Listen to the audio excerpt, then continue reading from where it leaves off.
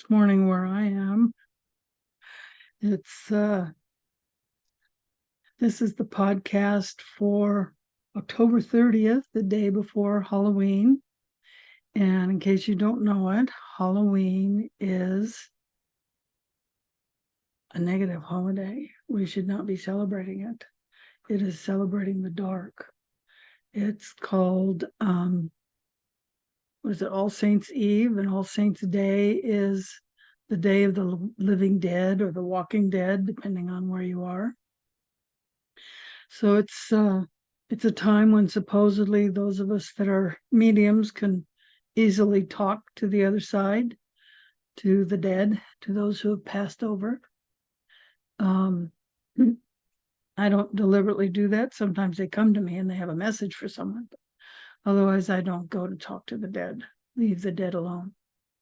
And what do we do on this day? We take our children out and we feed them garbage. We go them. They collect the worst, cheapest candy that there is, and we let them eat it for. If you're smart, you don't let them eat it all at once. If you're not so smart, you do let them eat it all at once. And it's no wonder kids have diabetes. You know, we give them all this really bad food and terrible candy, and we think that's okay. It's not okay. So my advice is don't go trick-or-treating this year. So what am I going to talk about today? Why we get sick. Well, aside from eating too much sugar, which is the number one cause of so many illnesses and problems, 80% of why we get sick is emotional. Yeah, I know. It's like, that can't be. Oh, yeah, it is. It's emotional. The basis of almost all illnesses and accidents are our emotions. Western medicine separates everything. You know, you have to go to a psychiatrist or a psychologist for emotions. I'm an acupuncturist. We don't separate. We look at the whole body, everything together. Naturopathy, we do the same thing. So naturopathic medicine, you look at the whole person, not just the pieces. And the emotions are part of the piece, part of the puzzle. And it turns out they're the biggest part of the puzzle. So even accidents are caused by our emotions, because the emotions create imbalances in the body. They can create imbalances in the channels. Some people call them meridians. And sometimes it's an imbalance in an organ, which is why people get diabetes from too much sugar. Or bread. Bread does the same thing as sugar, because saliva turns the wheat in bread into sugar. Okay, so when you eat bread, you're eating sugar. And what do Americans do? They eat everything on a bun or on a sandwich. What are you doing? You're eating more sugar. And then they put sugar in the bun and sugar in the food, and they caramelize your meat and fill it with high fructose corn syrup, which is GMO modified. Don't get me started. It's no wonder people are sick. So, what do we do about our emotions? Well, let's look at their form. In Chinese medicine, everything is called Wu, which means 5 in Mandarin, Xiang, which starts with an X. And so that's looking at the body, the organs of the body, the channels or meridians of the body, and the emotions associated with it. In Taoism, they call it Wu Shen, Shen called spirit. So it's the 5 spirits. So they focus on the 5 main emotions. So we'll talk about main emotions. There's subcategories to each emotion. So like if I say anger, people say, well, oh, I'm not angry, I'm just frustrated. That's a form of anger, okay? There's many, many forms of anger. And there's many forms of fear. So there's anger, fear, overthinking or worry, sadness or grief, or overjoy. Overjoy is the heart. So there's all these 5 main categories of feeling. They're just a category. Each one has a list that goes with it of emotions. And you get one of these and one of these and one of these and one of these. And before you know it, what's happening? Well, you might actually end up with what's called overjoy, where you just can't deal with it all. I call it denial. Because once you have too much, you just go into denial because you can't face everything that's going on. Um, so, do you get triggered? Is there anything in your life that triggers you? Unless you're really advanced and have worked on yourself a long time, the answer to that is yes. Now, when I was young, there were so many things that triggered me, I can't even count them all. Today, I have a couple that I'm still working on that still trigger me. Does that mean you don't feel it anymore? No. You have learned a new way to deal with it. You feel the trigger, the feeling, you deal with it, you transmute it. Instead of reacting, you act. And it takes time to learn ways to act that have a positive result.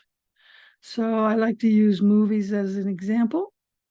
You go into a bar and there's a couple of guys, because that's where the biggest fights break out. And some guy says to another guy, I slept with your mama, and the fight breaks out. Or maybe the guy's a little more evolved. He says, I slept with your mama. And the guy goes, I slept with your sister. Well, it's a little more evolved. He didn't react, he acted, but his act, there's still a fight. But he moved in the right direction. Then there was this movie with Patrick Swayze, and he was in a bar, and he was the chief, what, a bouncer, whatever you call him. And he had his staff of bouncers. And when he trained them, he said, there's one rule: take it outside, no fighting in the bar. And well, I guess that was the rule. I don't remember. Take it outside. So some guy comes up to him and he, your mama or whatever, he threatens him and blah, blah, blah. And Patrick Swayze's reaction was, okay, let's take it outside. And the guy says, fine. And he was ready for a fight. So they go outside, and Patrick Swayze doesn't fight. And the guy says, what are you, a coward? He says, I'm going back inside. Well, in the meantime, his guys had lined up shoulder to shoulder, blocking the door. Patrick Swayze walked inside, which to me is one of the best ways to stop something when you don't know what to do. You walk away. It takes two to fight. If you don't fight, there's no fight. So the guy ended up in the movie had to leave because the other guys weren't going to let him back in. He took it outside, but he didn't engage. Why should he? Another way to diffuse a situation is with humor. Another way is to change the subject. And there are other ways that are much more advanced, and that would be a whole separate lecture. So the first thing to do with your own triggers is to say, what emotion am I feeling? How do I transmute this energy? How do I want to deal with it? And if you haven't learned how to deal with it, walk away, change the subject, make a joke.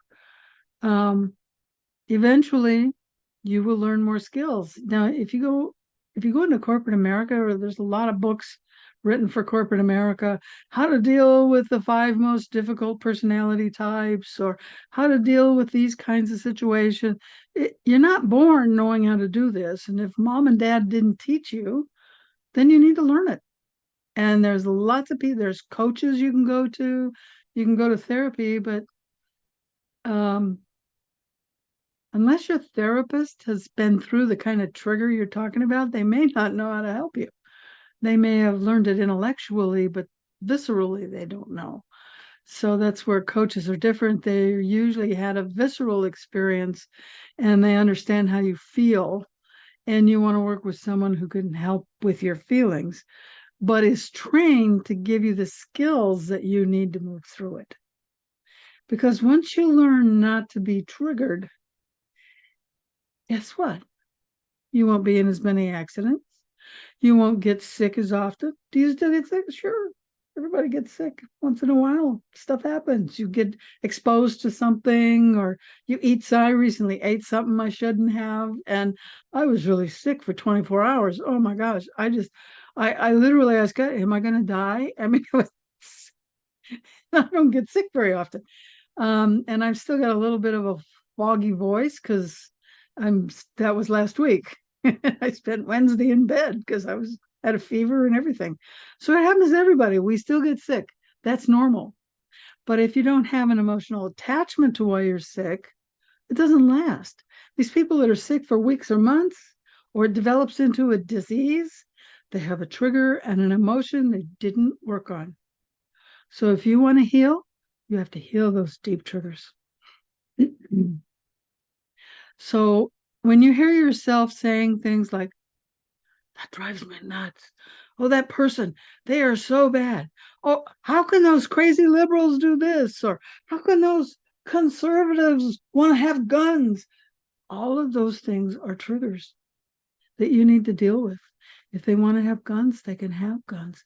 If they want to be idiots, they can be idiots. If they want to vote for a guy that's obviously wearing a mask, that sometimes has blue eyes, sometimes has brown eyes, sometimes is left-handed, sometimes is right-handed, that's all right. Okay? Everybody has free will.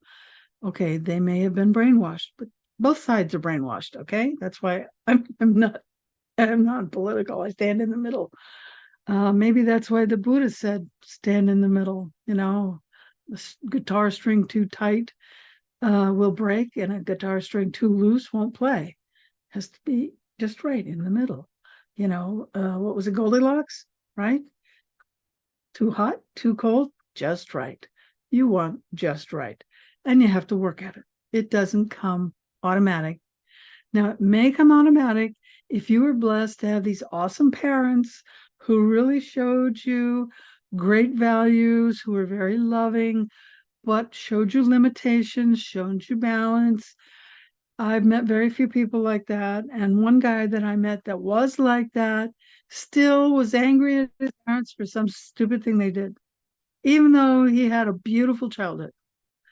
You got to let go of that crap, okay? That it's not healthy. Okay. So, what drives you nuts? Start there. What is it that upsets you? Start there. That's what you need to work on first. Um, what does it do to us when we allow ourselves to be triggered or angry or whatever we are, whatever you want to call it? Because you might be sitting there going, I don't get triggered. Yeah, you do. It depletes your immune system. Okay. So if it's just depleted a little, you might get a cold or a flu. But if it's depleted a lot, that flu or cold may develop into bronchitis or pneumonia, pleurisy, or you may get more serious things like cancer, whatever. That's where it comes from. Did you get breast cancer, uterine cancer? These are issues probably with men or your partner or your dad or something. Really? Yeah. That's why most women are getting those diseases. When are men getting? Prostate? Women aren't perfect either. So the weakest thing in your body is what's going to break.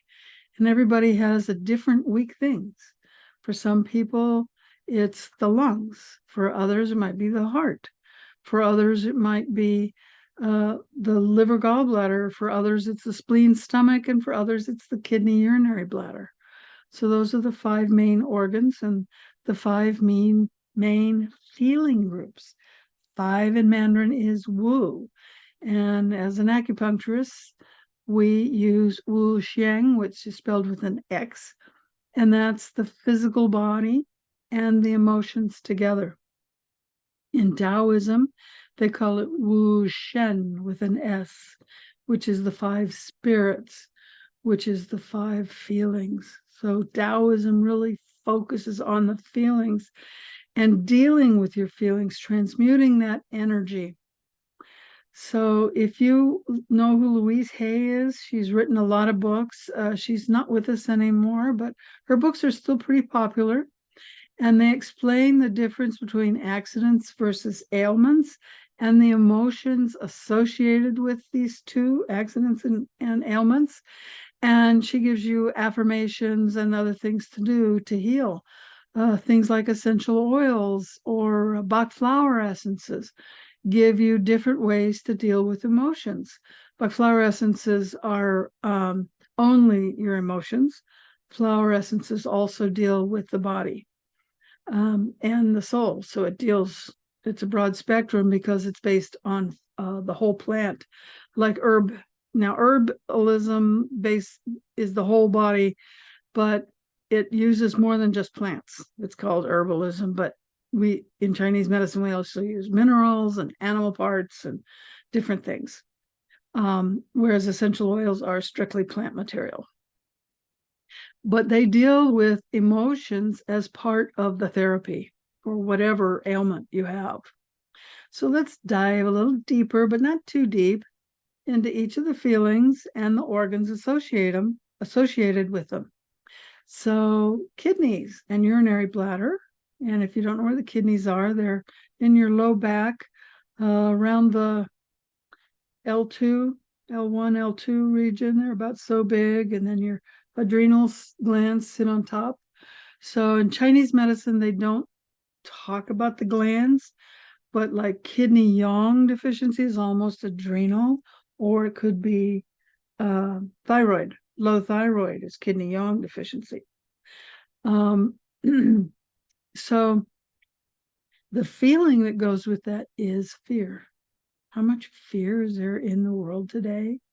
What does fear do? It puts you in fight or flight mode. What does fight or flight mode do?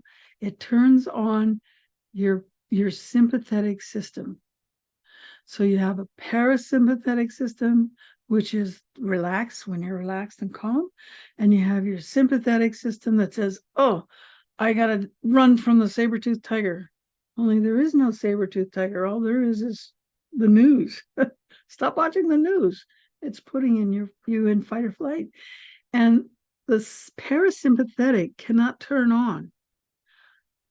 You have to turn off the sympathetic, and then the parasympathetic takes over.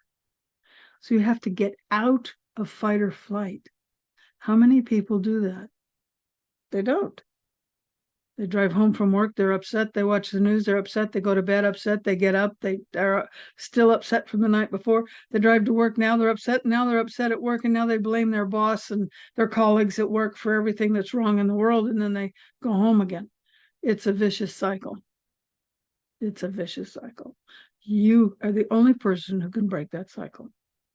You are the only one who can get out of fight or flight. And the only way to do that is to change your reaction to fear. Ooh. Is it going to harm you in the moment? No. Then let it go. Will it harm you tomorrow? Maybe. Is there anything I can do today so that tomorrow it won't harm me? Yes, do it. No, don't worry about it. It's not tomorrow. Right now, you're safe. Be safe. Enjoy safe. Be in gratitude that you're safe. That's how you deal with fear. Well, that's one simple way. It's probably a little too simplistic. It's a little more complicated. But I have special tools that I use to literally physically turn off fight or flight mode in my patients. There are energy systems you can use. There's music you can use to turn it off. Meditation is one of the best ways you can turn off and deal with almost basically all your feelings. So that's kidneys, and they're responsible for your brain, your nervous system, the communication between your brain and your nervous system. So fear damages the kidneys, which controls your brain and your nervous system. That's why you're stuck in fight or flight. It controls your bones. Really? So you break a bone, what does that mean? Oh, kidney. You have low back pain, you have knee pain, kidneys. There's sorry about my hair. There's a notion in Chinese medicine of prenatal qi. This is what you're born with. They say don't burn your candle at both ends because when it's burnt, it's gone. That's your prenatal qi. You only get so much wax. Until you learn in Western medicine, and we've studied about telomeres. You can make your telomeres longer. That's rebuilding your prenatal qi. You only get so much. How long are your telomeres? They're on the ends of each your strands of DNA, I think. I think they're on the end of the DNA, not the chromosome. So each DNA strand has a telomere on each end. And as it gets shorter, that's your prenatal essence. And if you can regrow that, and they're finding ways, yeah, you can regrow it, then you're restoring your prenatal chi. There's probably only so far you can go. And that's your essence. That's why you're here. That's what gives you life. There's postnatal chi, and that's how you restore the living part of your body, right? You eat food, you breathe in oxygen. That's postnatal chi. So that comes into you from how you live your life, what you bring in.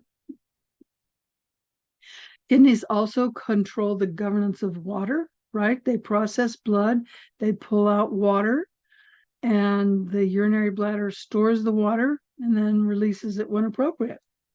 It controls auditory regulation. So if you study embryology, that's the study of, sperm and egg coming together, you're developing into eventually a baby, and then you're born. That's embryology. The kidney channel, the meridian, whatever you want to call it, goes through the fallopian tubes and manages the ovaries. It manages your ova, a little egg inside. And if you're a man, the testes. And it can affect your prostate. So for the man, it's prostate, testes. For the woman, it's fallopian tubes and ova for the kidneys. And the uterus, probably a little bit, but uterus is mostly liver. And when you're developing, first you start off as a little ball, and then you start to differentiate into like a worm. It's called a notochord. But while you're still a ball, you start to flatten out and you start to fold. And what happens is the cells that become your kidneys and the cells that become your ears come from the same place in this ball. Believe it or not. So your kidneys affect your hearing. Is that cool?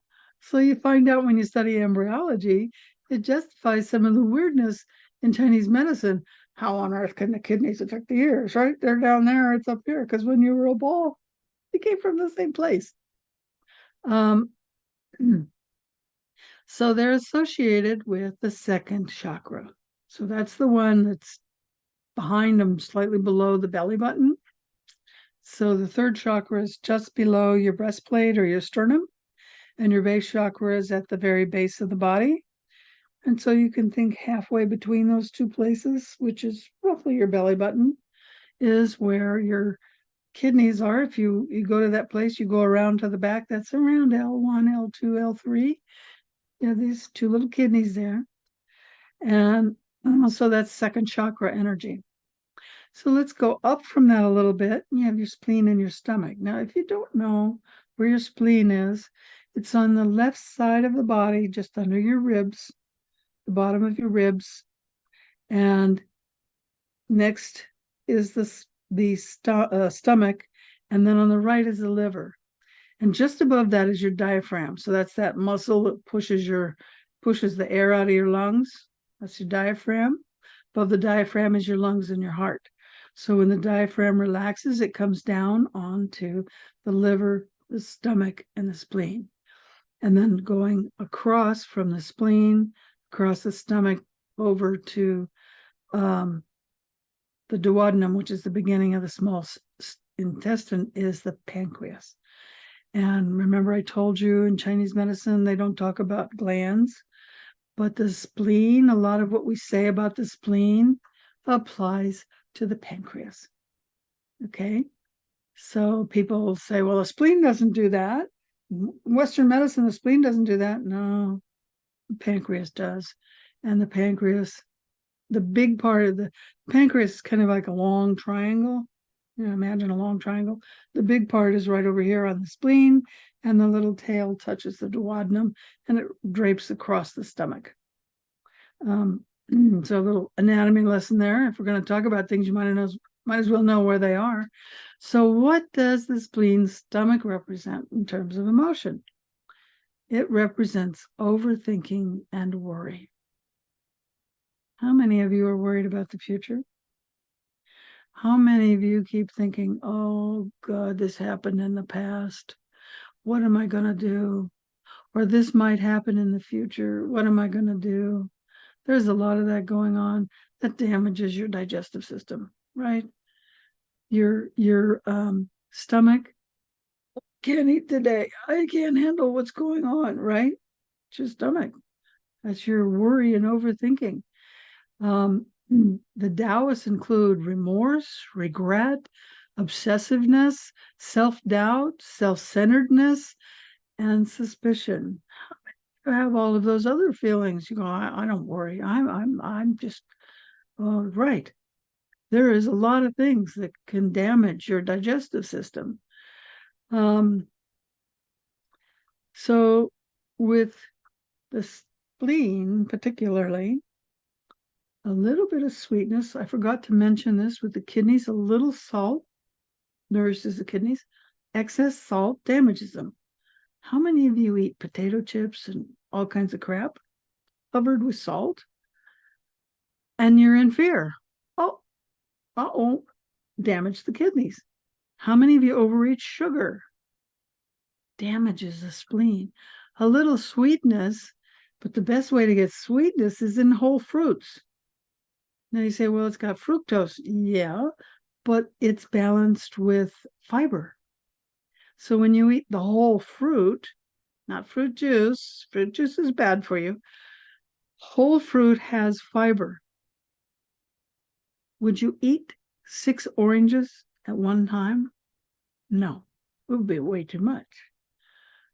But would you drink a glass of orange juice? Yeah, you just had 3 to 6 oranges with no fiber.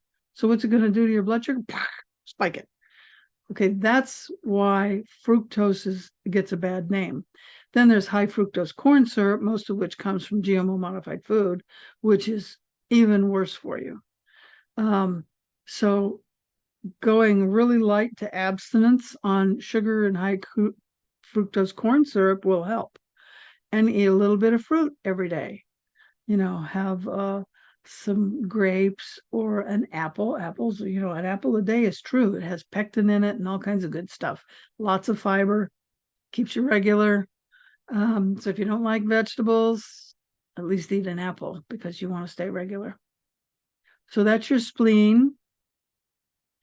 What happens when you have too much sugar?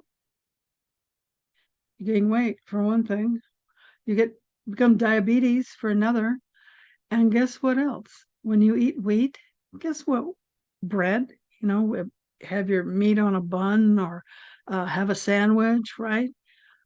You put that in your mouth, saliva turns the wheat into sugar.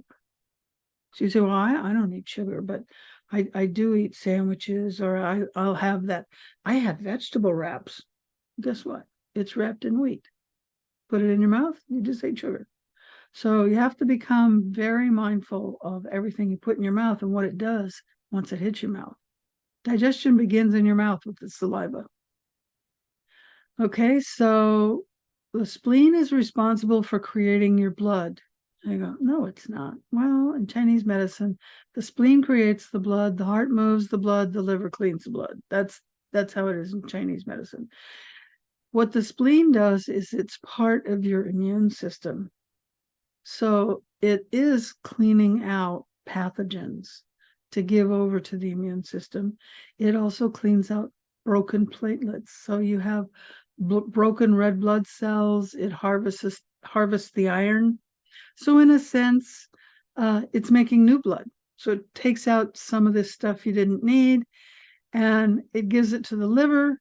The liver processes it, and it goes out through your waste system. The spleen is responsible for keeping the blood in the vessels. You go, what? I know.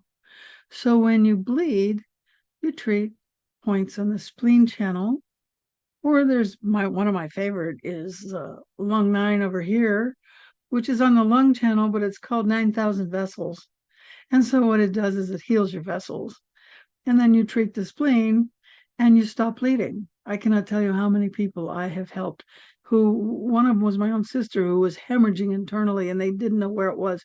She collapsed at work. She's in the hospital. They didn't even know what to do. And the next day they were going to run tests. And she doesn't live near me. So I told her to use acupressure.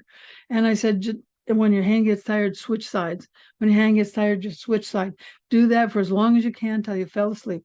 The next day they went with scopes, up each side. They couldn't figure out where on earth she was bleeding. Okay. That's what you can do with acupuncture and stopping bleeding. But I've helped a number of people who were bleeding, and in some cases they refused Western medicine.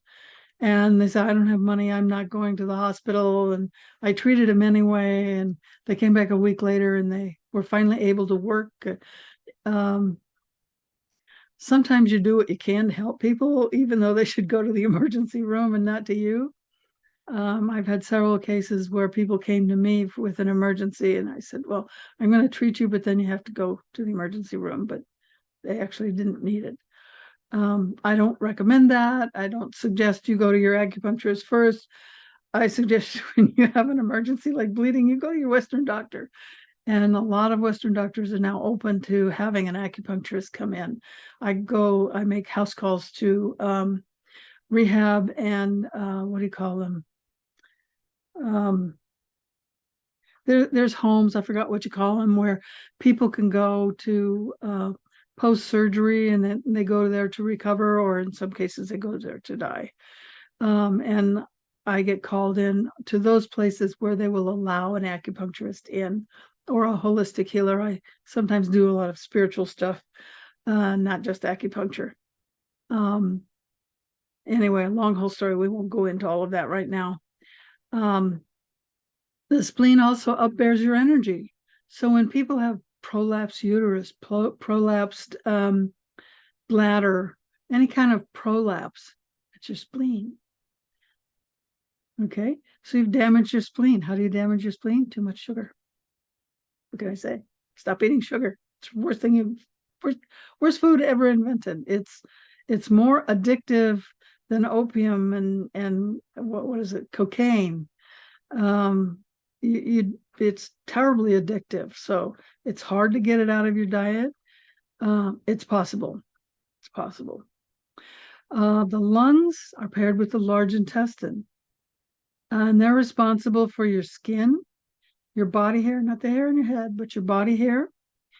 And they're responsible for transforming turbid air. So you breathe in air, it's got all kinds of whatever is in the air. It's not all pure.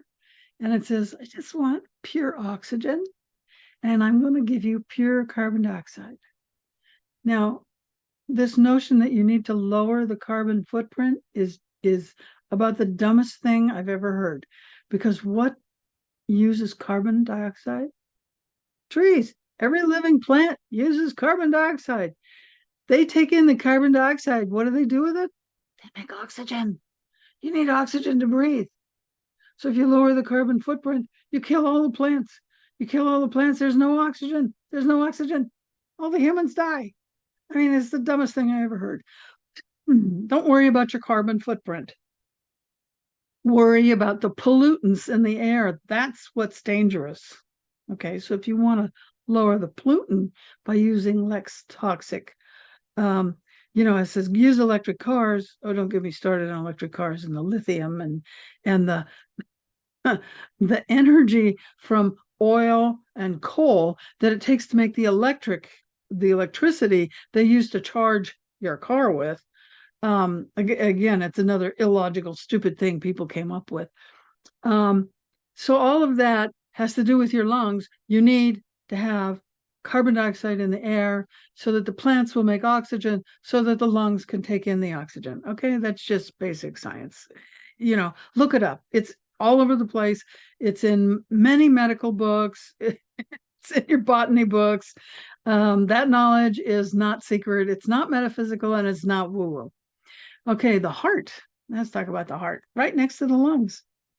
The heart has a role in all your emotions. Now, earlier I said it was overjoy. Well, that's the heart out of whack. What can cause the heart out of whack? All your emotions. All your emotions also affect your heart. What happens when your heart can't deal with everything?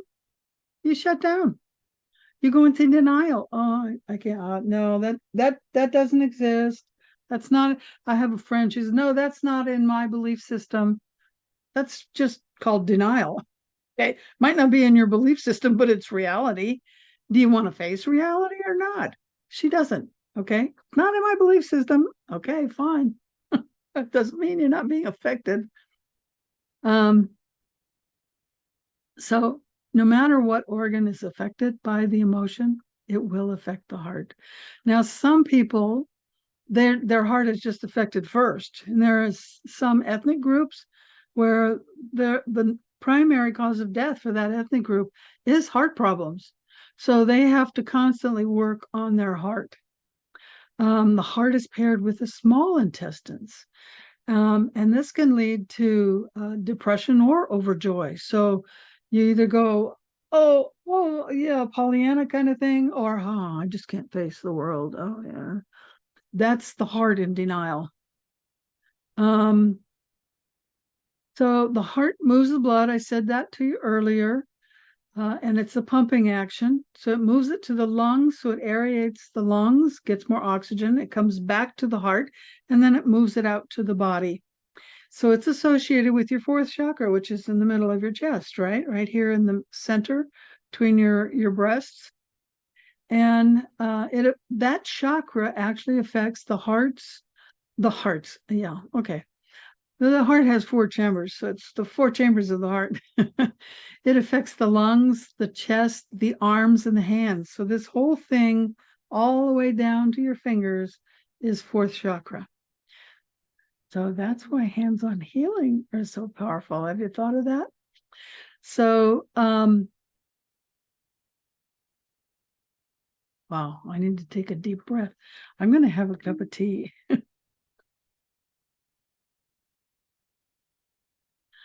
Ah, yes. Stay in parasympathetic.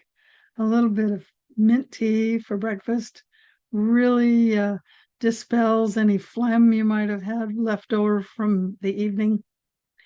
So, anyway, on a lighter note, when the heart is misaligned, you get poor circulation. So, are you having circulation issues down to your legs? Called neuropathy, peripheral neuropathy. Can also end up in your hands. Do you have high or low blood pressure? Or other conditions of the heart or lungs? The, lungs, what did we say for lungs? You can get pneumonia, pleurisy, a lot of phlegm. You got a runny nose. The lungs open to the nose. So when you have a runny nose, your lungs are affected. Oh, bronchitis was the other one. Gets into the chest and then into the lungs. And the chest, the bronchioles are right here behind your heart chakra. So heart health imbalances include palpitations, murmurs, panic attacks. How many of you get panic attacks? My next door neighbor in California suffered from terrible panic attacks. He had literally ripped off all the knobs on his stove, all the knobs on the oven, and all the knobs on all the kitchen cabinets. I mean, he'd just ripped things apart from his panic attacks. And then before just before I left, I went to visit him. And he was ripping apart his house.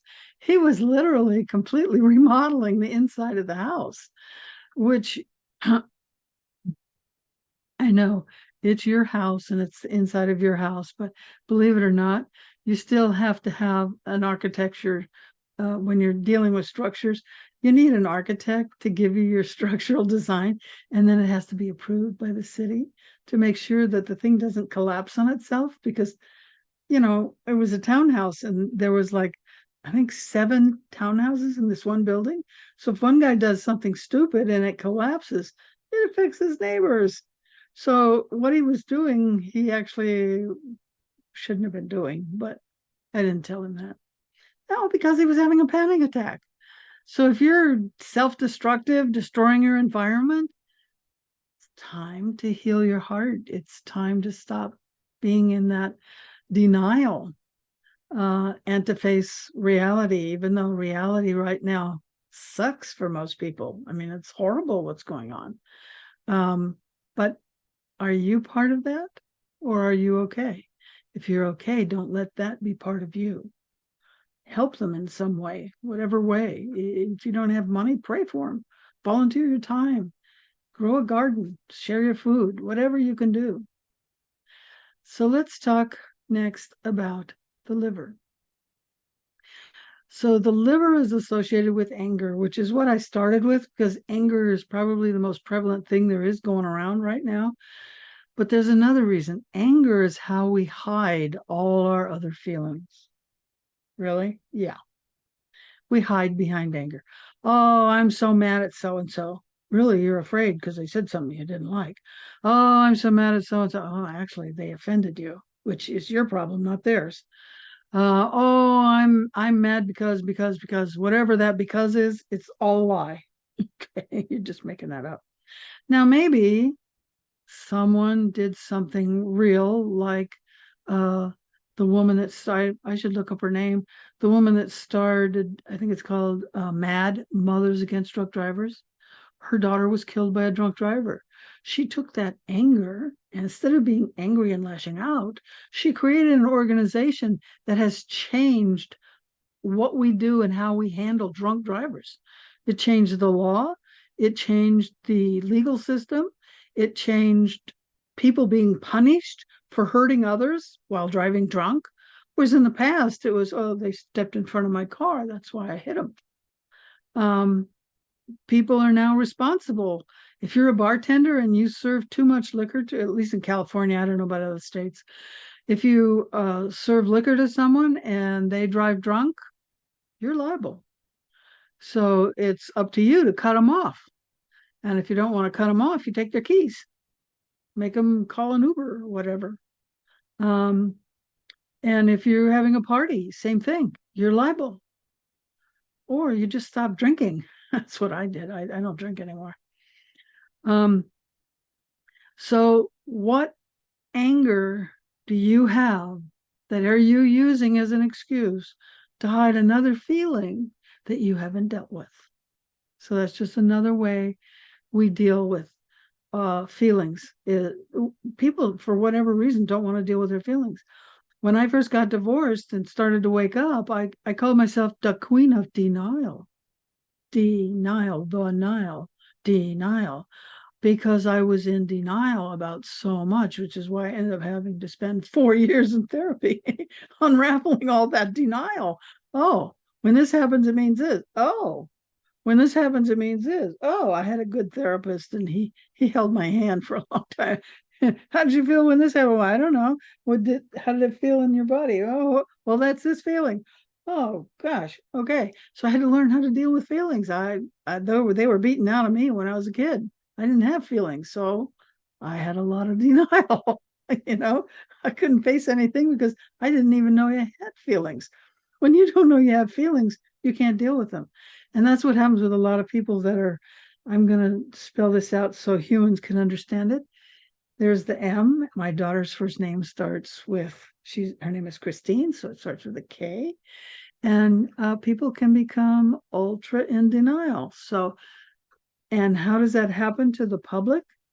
You don't have to go through some, 3-letter company program. You can just watch too much news. Really? Yeah. They're programming you. They're brainwashing you. Okay? You have been altered. All right? And that's how you get all that anger that's repressed and you don't know what to do. You don't even know you're in fear. You don't even know that they're telling you lies because you're in denial because you haven't faced all your feelings. And that's when you need to get help. So the feeling groups for anger also include frustration, impatience, and bad diet, alcohol abuse, vegetarian diets, low-fat diets, Western medicine, over-the-counter drugs, prescribed drugs, all of those things together, and certain oils like vegetable oils, these all damage the liver. Over 50% of people in the United States, I can't speak for the world, but the statistics I read say at least 50% of Americans have subclinical fatty liver. What does that mean, subclinical? It means you don't have high cholesterol, you don't have high blood pressure, you don't have low blood pressure, you don't have a lot of health issue, maybe you don't even take any medications, and yet you have fatty liver. Western medicine doesn't tell you you have fatty liver until it's severe. You've got cancer, you've got hepatitis, you've got something serious. When it's subclinical, they don't measure it and they don't treat it. How do you treat it? You change your diet, you stop drinking, you have a balanced diet, and that's not that pyramid thing. You need to turn the pyramid upside down, get rid of the grains. You know, if grains are up here, you're eating very few grains. Remember, they turn to sugar. You don't want the grains. What's down here? Meat, then vegetables, then fruit, then grains. Okay? Fruit does have a lot of sugar in it. You only need maybe one piece a day. Vegetables, you need 4 cups a day.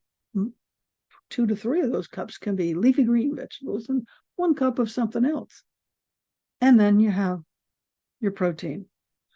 You don't get what you need in a vegan diet to survive. You have to supplement. That is not a healthy diet. You should get everything you need from food. Do you think Adam and Eve were taking vitamins? No, they weren't taking vitamins. Do you think they were eating animal meat? Absolutely, they were eating animal meat. That's how we're designed. We're designed to eat, as omnivores, we eat meat and vegetables and fruit. That's how the human body is designed. Now, if you want to be vegan, some people do okay as vegetarians, but they eat eggs, chicken, and fish. Okay? You cannot go without animal protein. Now, can you eat just eggs? Yeah, but at $10 a dozen when you eat 6 or 8 a day to get the amount you need, that's not very cost effective. You can, buy a whole chicken and roast it and make several meals out of it, a lot cheaper than that.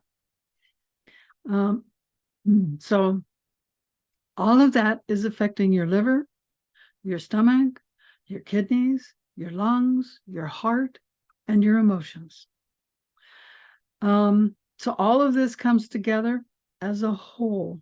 What you eat, how you live your life, what you watch on TV. I don't own a TV. I don't watch TV. I don't subscribe to whatever those things are, Netscape or what. I don't subscribe to any of that stuff.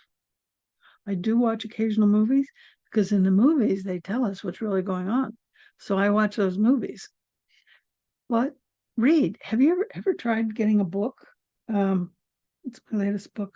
Well, okay. One of my latest books, believe it or not, is Feeling Good with Essential Oils. It's using essential oils for your feelings. So let's see. I have a Bible here. Am I a Christian? No. Do I believe Jesus was here to give us a message? Absolutely.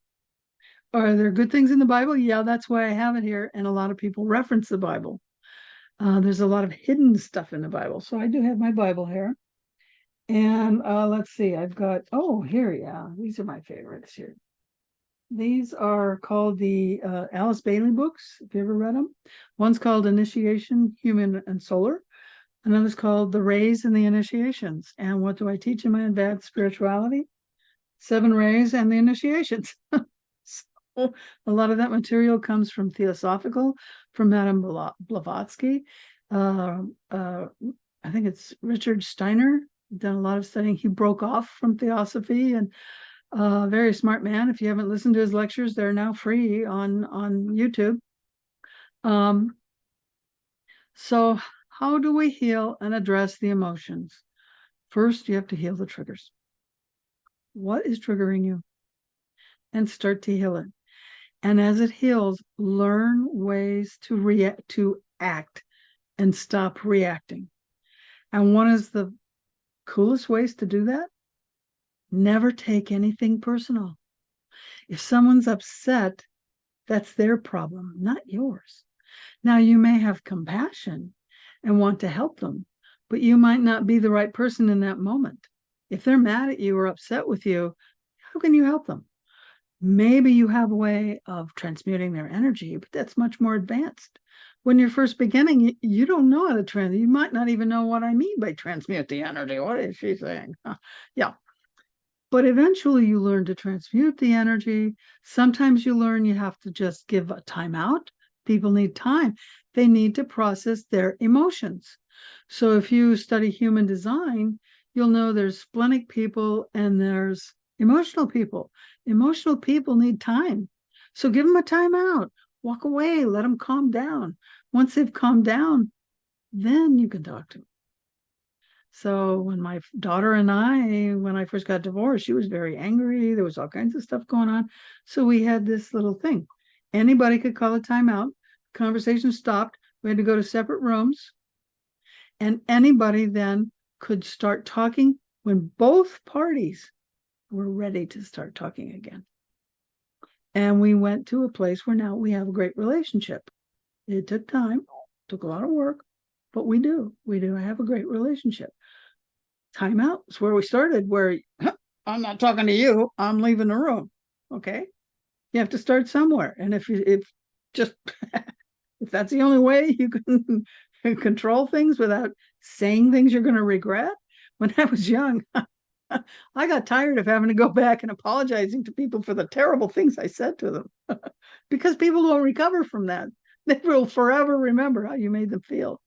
And I went, okay, something's wrong with this picture. I'm pissing people off that I really like, and I don't even know why. So I had to help. I had to get help.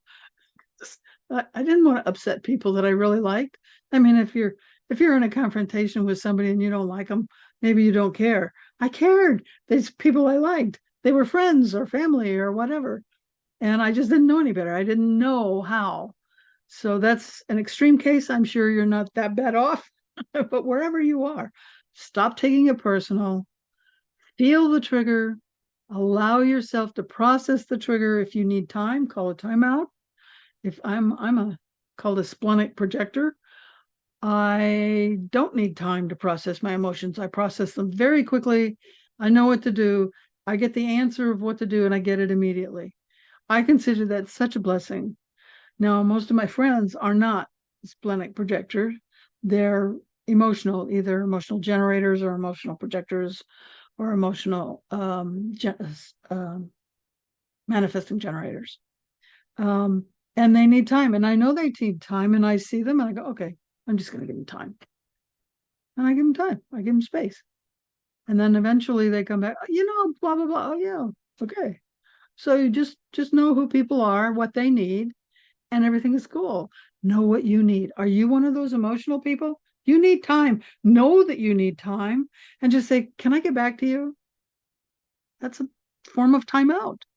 So there's ways until you develop the skills to know what to do of just calling a timeout that doesn't offend the other person because maybe you want to work with them. You just, this makes sense. And maybe it does after you process your emotions, and maybe it doesn't. But now you're not emotional. Now you can tell them in a way that doesn't damage the relationship, that you can maybe do something in the future. Or you just walk away from each other, whatever is appropriate. So those are the things that you can develop in your life. And eventually you get to the point where you can hear your soul communicating, especially if you're meditating. People say, clear your mind of all thoughts. You clear your mind of all thoughts, you're dead. Hello, you're always going to have thoughts. The trick is don't follow your thoughts. And eventually you'll notice gaps. Have a thought. Have a thought. Have a thought. Have a thought. And in between, this is telepathy. This is when your soul talks to you. This is when source talks to you. So you have a mouth and two ears. Remember the rule? Listen twice as much as you speak. I'm listening for my soul. So I always say prayer is talking to God, meditation is listening. So, God, I have a problem. What do I do about this? If you don't get the answer in meditation before you go to sleep, okay, I didn't get the answer in the meditation. Can you give it to me in a dream? A dream I remember. It's important to remember the dream. And if you didn't get it there, you're going to get it some other way. Some person you hardly know is going to walk up to you and say, blah, blah, blah. And you go, oh my God. What happens to me a lot is I'll be strolling through YouTube to see if there's anything I want to watch. And something I don't even subscribe to will pop up and I'll listen to it. And that'll be the answer to the question I had. Sometimes you need to have more knowledge and explanation to understand the answer. If you can understand the answer directly, you'll get it directly. If you don't understand it directly, maybe you'll get it as a movie in a dream. And if you don't get it that way, then that means you need more information that you need to understand in order to get the answer or to even conceive of an answer. So that's a process. So if you don't get the answer when meditation, don't give up on meditation. It just means you're going to get the answer another way. So work on yourself. Don't take it personal. Know that unless you start to deal with these emotions, you can get sick. Now, you can still get sick because stuff happens. I got sick last week. How long was I sick for? 24 hours. I was in bed for 24 hours with a high fever. But I'll just add this as an aside. Never break a fever unless you start going 102 and higher, then go to the emergency room. Otherwise, don't break a fever. A fever is your body healing itself. Really? It's your body healing itself. So when you have a fever, you go to bed and you bundle up. So I put on a bathrobe and an extra blanket and I crawled into bed and covered myself up. I was too sick to even drink water. And you absolutely do not want to eat. When the rule is feed a cold, starve a fever. You have a fever, do not eat. I didn't eat. I actually didn't eat for 3 days. When I finally ate, I had a little bit of chicken broth. You can look this up. Go to PubMed. Chicken broth has properties they don't understand. That is it's a great way to come back from a 3-day fast, and it's a great way to heal and boost your immune system. So, why do you want to fast? It's called autophagy. It kills all the damaged cells.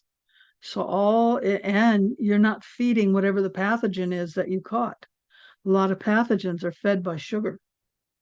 And almost all your food, if it doesn't get broken down into non-digestible fibers, eventually it gets broken down into sugar because that's all we can digest. That's what we need to run the body is sugar. We convert it into what's called ATP, and the body uses sugar to create ATP. So everything is about sugar. So the less sugar you create, so if you don't eat, you just killed between the heat and the no food, you just killed all the pathogens because it started by something I ate. So I ate something that didn't agree with me, what causes when you have something that you eat that doesn't agree with you. And then I ended up with a fever. So I just stopped eating and I rode the fever out, rode the whole thing out. That was last week. This week I'm fine. Okay. So I boosted my immune system. I went through the process. Now here I am healthy again. This is how you have to live your life when you're not emotional. Do I have emotions? Yes. Do I take things personal? No. I process the emotions and I move on. I decide how I'm going to work with them. What am I going to do? If you're an emotional person, versus a splenic, if you're an emotional person, then you have to process the emotions and you're going to process them different. I process them one way, you're going to process them another way. You need time to process them. I process them mentally. Okay, splenic projectors, we process it mentally. Oh, this happened, it means this. We're very logical. I was a computer programmer and a project manager, and I'm really good at that. Okay, because that's where I come from. So I balance my belly brain, which is where your emotion come from, your belly brain, kidneys, your belly brain, with my mind brain. So you have 3 brains: mind brain, belly brain, heart brain. What emotional people have to do, they have their emotions, and then they have to logically process them over time. They need time. Me, I just jump into the head. Okay, yep, it means this. This is how I'm going to deal with it. It's a different way of processing it. Both processes work. Most people don't process the way I do. They process this way. You need time. So, time out for you, walking away, saying, excuse me, saying, I'll get back to you, say, can I call you back later? All of these are ways to call a timeout so that you have time to process your emotion and decide how you want to react or act. If you're reacting, you didn't process. You want to act. Okay? So that's why we get sick. And that's how you heal. What is one of the best ways to deal with this is meditate. I've been teaching meditation since since 92, because when I woke up and started meditating, I was literally dying. I was going into anaphylactic shock several times a week. Doctor said, I'm getting tired of seeing you in the emergency room, because I would go in unconscious. I mean, I was rescued by a helicopter off Mount Mission Peak because I was very active and very athletic, and I was outdoors all the time doing things. He says, you can never be more than 5 minutes from a hospital and you need help. I said, I've seen so many doctors, no one can help me. He said, see an allergist. I went to an allergist. She said, I can't help you. That's when I turned to meditation and spirituality, and I healed. And now I'm passionate about helping others learn the power of going within, of learning what's inside of you, listening to your soul, whatever you want to call that, your solar angel, your higher self, source, whatever you call it for you in your belief system. I don't change anybody's belief system. Believe what you want. You can be an atheist. It's okay. I was an atheist when I started. It's okay. You don't have to change your beliefs. Just listen to who you are in here. What are your thoughts? So I have a program that I'm now recording with a live audience, but when I'm through, it will be free. And it's not going to be one of those things where half of it's an upsell. Oh, now you've been through the free part, buy this. No, none of that. I really hate that. I almost never take any free stuff anymore because I don't want their sell. They say, oh, it's not a sales pitch. I'm going to help you. Yeah, right. It's a sales pitch. Okay. What's a rose? Was Shakespeare saying? A rose by any other name still smells as sweet. A rose is a rose is a rose. It still has thorns. So it's going to be free, and there's no upsell. There's 3 parts. So if you go to omforsuccess.com, you can read about it. You can't register yet, but it will be available. And it has, the first part is 30-day intensive. And that's where I'm going to take you one little teeny step at a time. Now, when I taught this in the past, I always, people said, you fire hose me with so much information. I do that. I probably fire hosed you just now.